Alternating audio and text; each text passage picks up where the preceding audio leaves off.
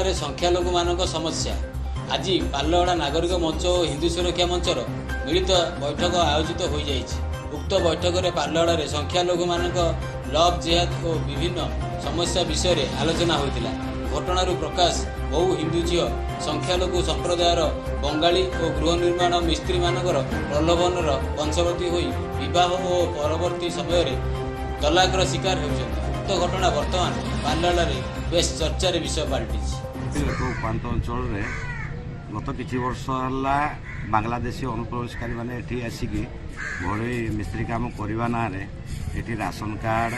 कले आधार कार्ड कले जगह बाड़ी भी ने एपरिक आमर विशेष भाव सब आदिवासी दलित झील मान टार्गेट करिकी लव जिहाद भाया कार्यक्रम को आगे नहीं जो 50 रु ऊर्ध झील बहु ये हरणचार है प्रशासन नीरव जो आज आम नागरिक मंच तरफ एवं जागृत हिंदू सेना तरफ आज ये बैठक होती आगामी दिन में केमती कार्यक्रम को आगे नबू एवं विशेष फेरीवाला मैंने भी जो मैंने आसुँच अनुप्रवेशकारी मैंने चिन्हट करा पारि ना आज पर्यंत से मैंने भी से आज चोरी डकैत द्वारा चोरी डकैत भी अंचल देखा देछि। तेणु ये जो भयंकर सामाजिक परिस्थिति आम विपर्यस्त होगा लगे ये पाललहड़ार आमर हिंदू भाई मैंने चिंता करके आज ये बैठक निष्पत्ति होती आगामी दिन में कार्यक्रम को आगू को निजी एम को एठू तड़ा न जाए ताले भयंकर परिस्थिति हम बोले आम ये निष्पत्ति नहीं। सर आप कौन कहे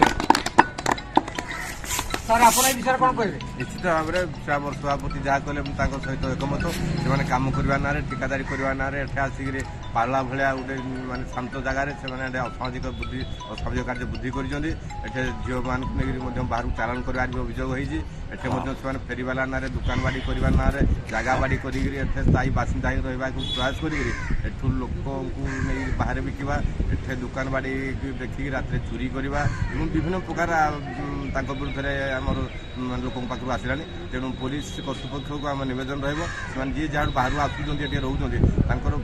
भोट दरकार भोट कार्ड तदंत कर विरुद्ध दृढ़ कार्य दाबी कर।